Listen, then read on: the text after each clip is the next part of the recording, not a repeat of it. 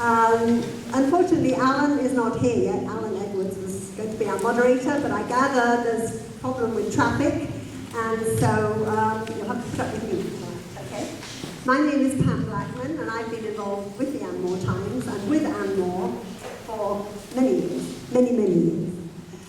So the format is that the candidates have taken a number, and so they know their order that they're going to speak in. They're going to have a 2-minute presentation to begin with. After that, it's open for questions. So if you have a question, please come to the mic that's in the middle of the floor here and ask the question. We would ask that the questions be short and concise, and the answers be the same, okay? We don't have that much time, and so we don't want people rambling on with their life histories, okay? So just make the questions to the point, and then that will work really well. The other thing is that if you don't feel like walking up to the mic and asking a question, the youth group are here, and you could write it down, and they would hand the question to me. The youth group are here in the brightly coloured green shirts. Jump up and down again, kids. Can you jump up and down again? No, they don't want to jump up and down again. Okay, so we're going to start with the candidates. Jan over here has a timer, so she's going to time their 2 minutes. And I think that's all I was supposed to say. I have this great introduction for Alan, but I don't have to do that now. Jan wants to say something. One question until everybody had a turn, and then people could ask a second question. Right, did everybody hear that? Just one question, just ask one question, and then step back. And if everybody else has asked their one question, then you can ask your second question, okay? And at the end, if we have time, we'll do a 1-minute wrap-up. But we never seem to have time, so we'll see how that goes. Okay, so to begin with, we have the 2 mayoral candidates, and they picked numbers out of a hat. And Heather is going to be first. And then Mario will be the second one. So I'll hand you over to Heather. Thank you. Can everyone hear me okay? Great. Good evening. My name is Heather Anderson, and I'm running for re-election as Anmore's mayor. I have the experience, knowledge, and commitment to continue as a strong and effective leader for our village. As many of you know, I served as an Anmore councillor for 15 years, from 1993 to 2005. And although I decided not to run for council in 2008, in the by-election for mayor last year, I did run, and I won with over 77% of the vote. I'm proud of the work I've accomplished in the past 18 months, although it has gone very quickly. When I was elected last year, I made it a priority to meet with Anmore councillors, our staff, and officials from outside of our village to establish strong working relationships. These meetings have resulted in many positive outcomes, such as Anmore received a grant this year from the provincial government for $153,000 to replace the culvert at Molson Creek. We have an agreement with Port Moody that they are willing to create a joint committee to discuss alternatives to the recreational fees they charge for Anmore residents. The Coquitlam School District agreed to take over the provincial grant to build a daycare in the new proposed middle school that will be built in Anmore, and the creation of 2 new advisory committees in Anmore to address environmental policies and recreation services.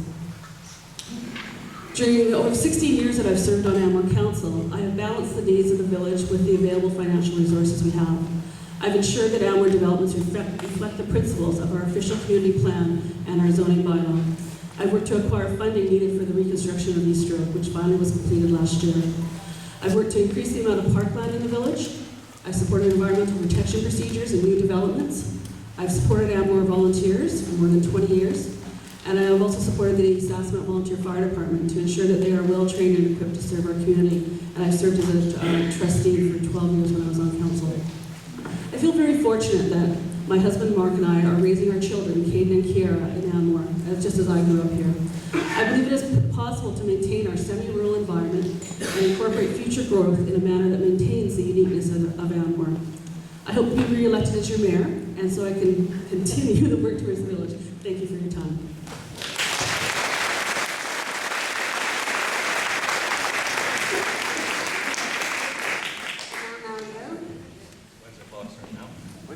Right now, just watch down the timing. Good evening, everybody. We all know that there are issues that need addressing in this village. You will find in reviewing the material put out by the various candidates that most seem to be touched on. The following are examples: financial sustainability and accountability, environmental stewardship, managed development, bylaw review and enforcement, safety and security, supporting volunteers. I have also addressed these in my mail drop, my brochures, and my website, and I'm sure that you will get a chance to address them tonight in your questions. One issue that has not been addressed by all is one that I feel is extremely important, and that's one of openness and transparency in government. I'll give you some examples. The revisions pushed through on the procedure bylaw dealing with in-camera meetings is patently wrong. Council members are already required to maintain confidentiality under the Local Government Act.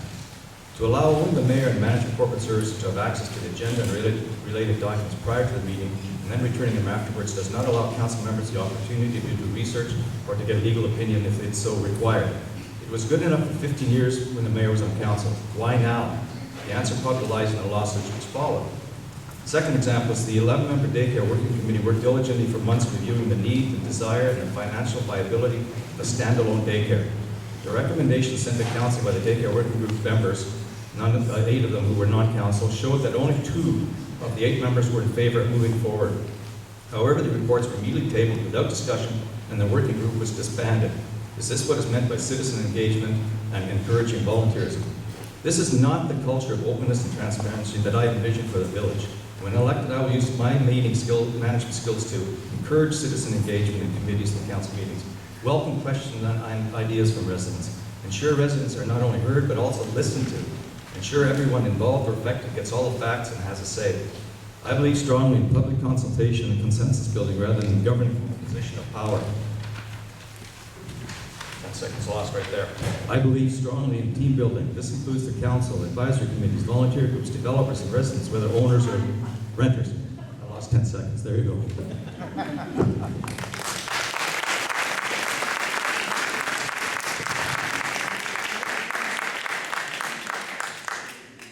So now it's the councillors, candidates, to have their turn, and we start with Kerri from Isaac. Yes. Can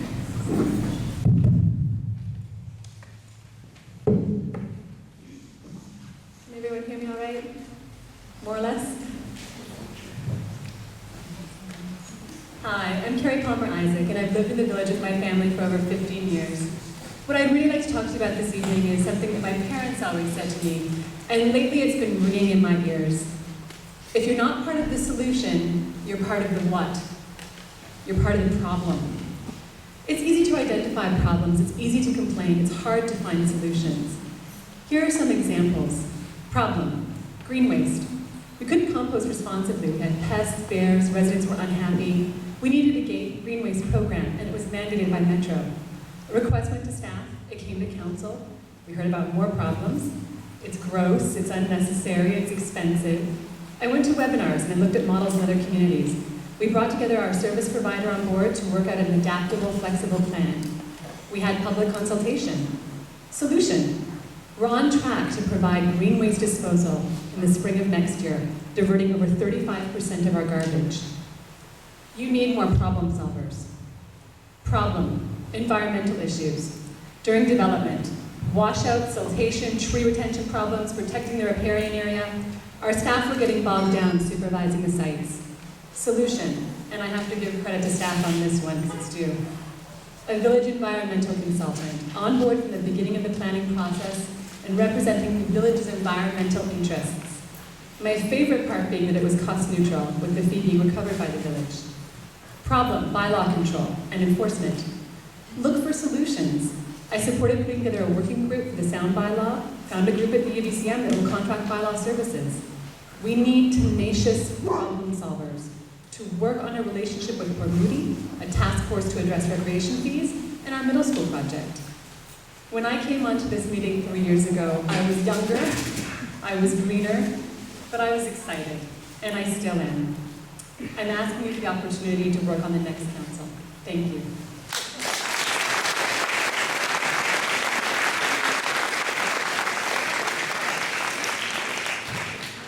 Very good timing, Kerri. Okay, Larry Barron is next.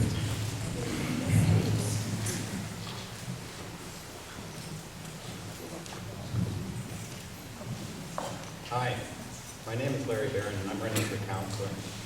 We've lived in Anmore for 10 years now, and except for the land clearing and steep slope development, we love it. So to stop runaway development is a priority.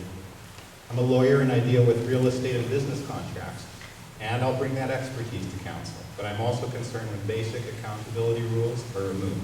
What I've seen over the past year scares me. A letter arrived at the Village Hall a year ago demanding money for damages caused by Mayor Anderson's alleged meddling in the daycare tender process.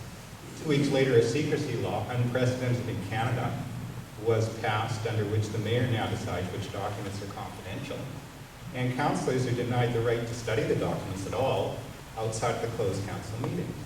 To this day, Mayor Anderson refuses to release the letter alleging meddling. And the only reason the public even knows about it was through a letter. In the Coquitlam Now article today, Mayor Anderson says that confidential documents are still available only at closed council meetings. In the lawsuit that's currently before the court regarding the secrecy provision, she was not able to name a single jurisdiction with a similar measure.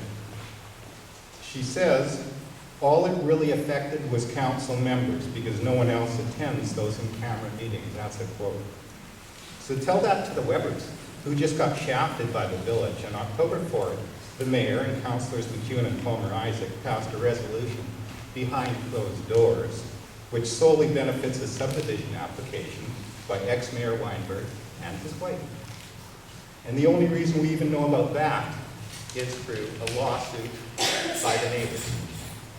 There have been 2 regular council meetings since that time, and the current mayor could have announced the resolution benefiting the ex-mayor, but didn't. What goes on in closed council meetings affects us all. And for Mayor Anderson to suggest otherwise says volumes about what you can expect. Thank you.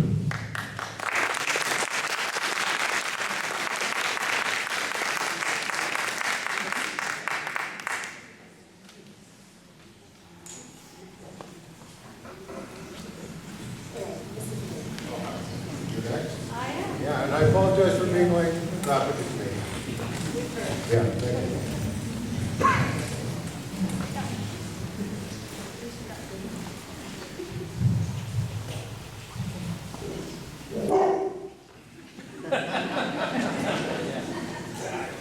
Hello, neighbors. It is a privilege to have an opportunity to stand before you this evening, once again to offer to serve you as a councillor in the village of Anmore. Many of you have come to know that I am a passionate advocate for individuals, for the environment, for sustainability, for the arts, for this village, and for the Tri-City region. There is no us and them. That is an illusion. There are only people, some with a more generous spirit than others. This can be observed in small, everyday behaviors. You can see it in how they interact with a child or with nature. You can see it in the things they choose to do with their time. When you choose someone to lead your country, or your province, or your village, what do you want? A kind person, an honest person, a person who does not just promise to do her best, but shows it every day. A person who demonstrates true kindness of spirit, a person with a strong work ethic, a person who can suspend judgment, a person who can truly listen and does so, a person who will not be bullied.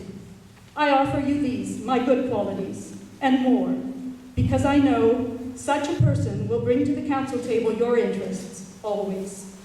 You can trust that selfishness, greed, and power will not be on my agenda. It is certainly helpful if your leader can understand easily the workings of government, and I have studied hard over the years. Yet I put it to you, it is equally important to bring questions to the table. The candidates here before you this evening have worked hard to promise you the same promises I have seen on campaign literature over the last 3 elections. If you peruse my handouts, mail-outs, and websites, you'll see that financial accountability, environmental protection, and community planning are important to me as well. The difference I can offer you is my community record of committee work, consensus building, and advocacy. I am here for you, and I am here for Anmore. On election day, please vote for Elaine Willis.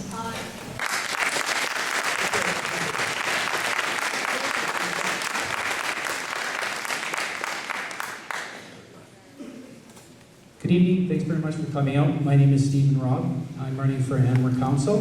This is the first time I've run for a political position. We moved back to Anmore back in 1995 with my wife and 2 children.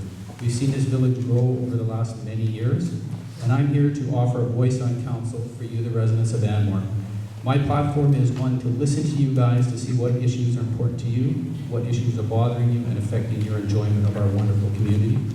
I'm here to make sure that everybody is treated equally and equitably on all the issues that come before our council.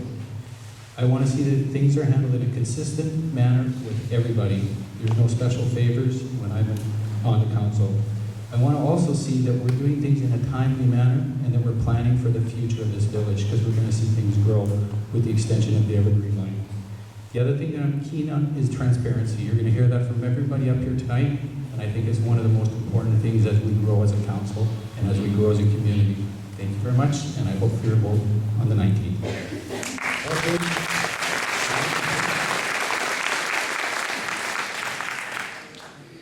Good evening, ladies and gentlemen. My name is John McEwen, and I'm seeking re-election for one of the seats on Anmore Council. I first thank the Anmore Times for organizing this evening's meeting, and to Mr. Alan Edwards, who finally made it here and agreed